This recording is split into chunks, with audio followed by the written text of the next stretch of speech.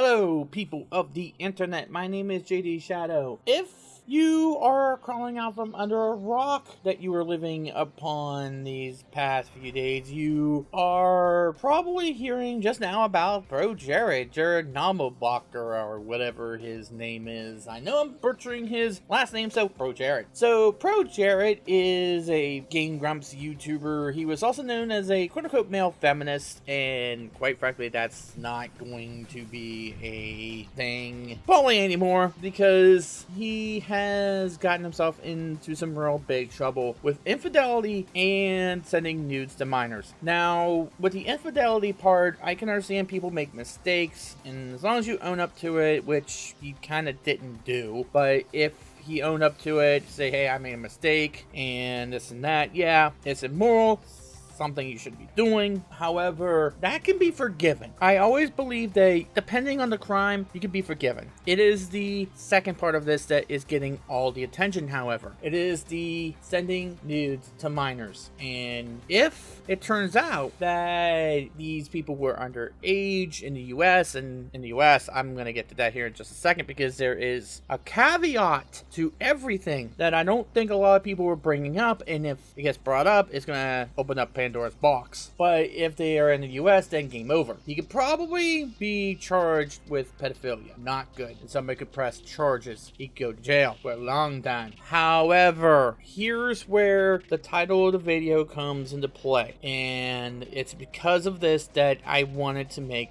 this video, because a lot of people have been talking about this, and rightfully so. His subscriber count is downfalling. Him is dropping like a rock. And I hate to see anybody's career go down in flames like this. If this is something that he had been doing and going on, and yes, there is sufficient evidence to suspect that something happened, the evidence being the actual pictures, holy crap. If this is something that is going on, then I would hope that he gets the help that he does need in order to get back on his feet. I don't want to see anybody's career go down in flames like this. But there's two things about this whole thing that bothers me. And one of them is about the hypocrisy, and I think Leona Kurtzner said this as well in her video, in that the hypocrisy of people who are ranting about ProJared, at least on the infidelity side of it, the pedophilia side of it didn't apply to what happened in 2014 when Zoe Quinn had her infidelity been put out there. Equality comes in all flavors, and when you have something like this happen, and then the very same people who are ranting about ProJared on the infidelity side of it are not saying that, hey, this is wrong as Zoe Quinn did this, it begs to think that perhaps there is some double standards where, okay, if a woman does this, then okay, it's all right because she was trying to get out of a bad relationship or something like that. But when a man does this, it's absolutely uncalled for. It should be equal on all fronts. Equality means you're criticized as an equal as well. And I do believe in equality. I am an individualist as well, though. You need to take responsibility for your own actions. You need to be at least called out for your actions if you're doing wrong. Now, the difference between the Zoe Quinn and the ProJared thing, albeit with the pedophilia thing put in there, is that nobody's credibility is also on the line. There's no journalist that was involved in this. If Holly Conroy was a journalist, this might be a very different situation, because we all kind of know what the Zoe Quinn thing ended up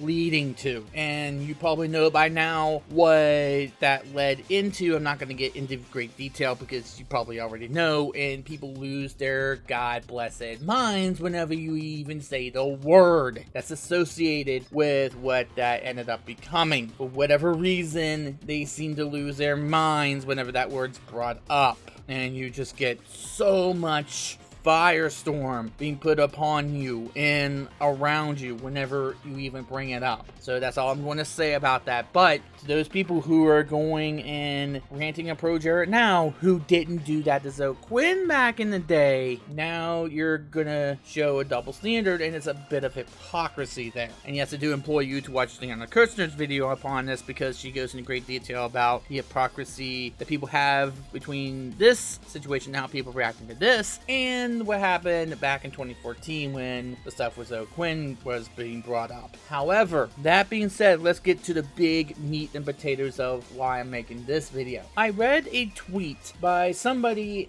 who goes by the name of Reset Insanity Watch on Twitter. Now, you all know what I believe about Reset Era, and yes, there are two talking about this, but in a way that you might not be surprised that they're doing, but you should probably be alarmed that they're doing this, because once again, they're taking it as another reason why everybody on YouTube is trash, because they're not saying the exact quotes, the exact opinions that they are, because there's such an echo chamber that even TYT would not agree with them. These people are not progressive in any sort of way. These are authoritarians. There's a difference. There's no such thing as good authoritarianism. Let's get that through our heads. However, this particular guy has said something very, very interesting, and I don't know if I completely agree. However, it did strike me as a little bit interesting, so I want to bring it up. And it is this. Were any of the women who he had solicited or had sent nude pics to in any other country besides the United States? Now, keep in mind that I don't know how to confirm this or if anybody has confirmed this, but here's the reason why it needs to be brought up. It has to do with age of consent in different countries. It is not the same as in the United States. I know in Mexico it is a bit younger, and in Japan it's a lot younger, like 14 years of age. You probably know what I talked about when I talked about the Sailor Moon sex scene from Sailor Moon Crystal. And yes, my opinion of that still stands. However, this sets a very interesting precedent in a couple of ways. First of all, if they are from a different country, and maybe even from a different state, I've heard that too, but I don't think it's true, but someone can confirm that for me. If they are from at least another country, and they were of the age of consent, and 15, 16 is the age of consent in their country, then what laws do you base that off of? Is that considered pedophilia? Is that considered that at that point? Because he is from the United States as far as I'm aware. If that is something that you can consider, then what laws are we basing it off of? Is it because he lives in the United States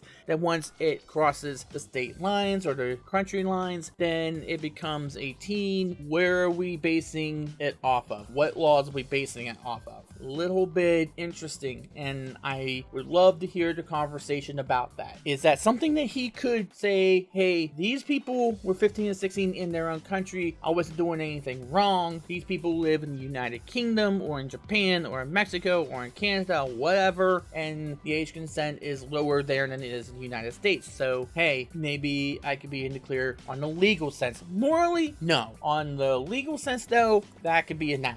And plus, there could be a slight chance, and I just want to bring this out there, that maybe he didn't know they were underage. Maybe he didn't know they were 15, 16 years of age. Now, when I'm thinking about it, I've been saying pedophilia throughout this whole video, and maybe it's not necessarily pedophilia, because that would have you suspect that he was sending nudes to 10 or 11-year-olds, or 6-year-olds, which at this point, he definitely would go to jail at that point. That would be more statutory whatever. So, yeah, he could say, I didn't know they were underage. They didn't say what their age was. And keep in mind that he didn't actually have sex with any of these people. That is a big plus in his regard, not in the way that you might expect, but imagine if he was doing what Harvey Weinstein did and barging into these people's houses and doing what Harvey Weinstein did. That would put him in big danger. So he might want to breathe a sigh of relief there. But here's where the Pandora's box comes into play. I haven't even gotten into that yet, if you can believe it. Let's go a little bit into what Sony has been doing lately with video games. The censorship of some Japanese games that include quote-unquote loli characters, and that sort of fascination. The idea that the characters would look younger but are not actually younger of age level. Say they look 14 but are actually 20 or something like that. There has been a real big push by some people to have Sony not censor these games. And I get it, they are a private company, they can do what they want with the platform. However, some people are saying that it's not because Sony is doing this in good faith or anything like that. They're doing it because they feel pressured by third parties.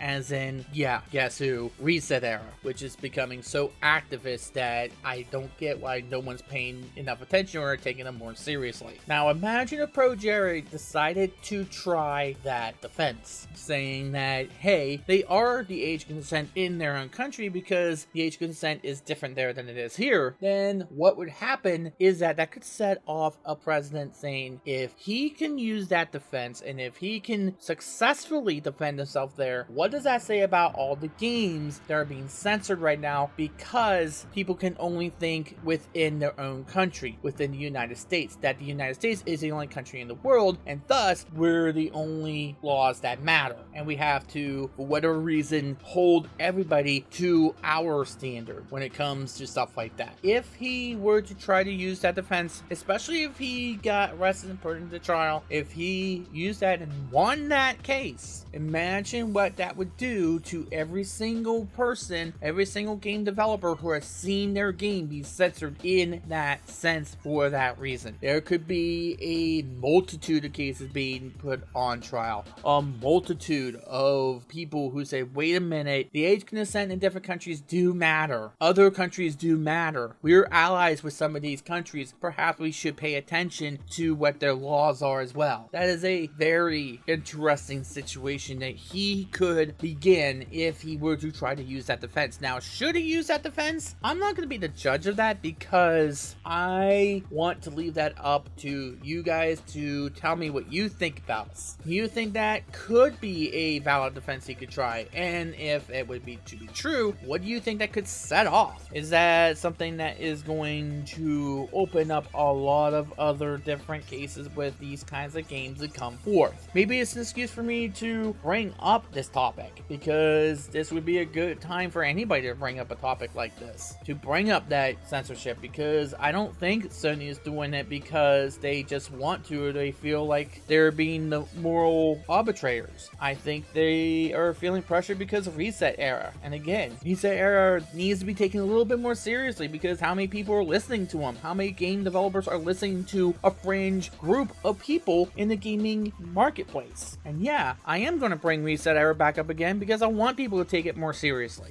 I want people to look at it and say, hey, look, these people don't represent me. What's it going to take for people to take them seriously? It might be an excuse for me to bring these topics back up because they need to be brought back up. I want to pound this into people's heads that Reset Era needs to be taken a lot more seriously than what they are, and people need to do something about that. What to do about it? That's something that we're still trying to think about. However, we need to get into developers' heads to not listen to this fringe group. But as far as ProJared is concerned, what do you think about that defense, and if that would to open a lot of things up? And plus, do you think people being hypocrites by saying all of this about ProJared but then not looking retroactively back at what happened in 2014 and saying, hey, maybe we should have called her out the same way we're calling ProJared out now? And maybe if we had called her out, maybe other things would have not taken place, and we could have avoided all the heartbreak and the blacklisting, the blackballing that happened in 2014 and 2015. That got ridiculous. That got utterly ridiculous. Those third-party block lists and the people who decided to be so vitriolic toward everybody else. That could have been avoided if they did then what they're doing now. I'm not saying that no gender deserves it on top of another person. Equalitarianism means that you take responsibility as an equal as well. So there you go. Thank you very much for watching. Please leave your feedback and what you think about these topics. My name is JD Shadow. That just happened.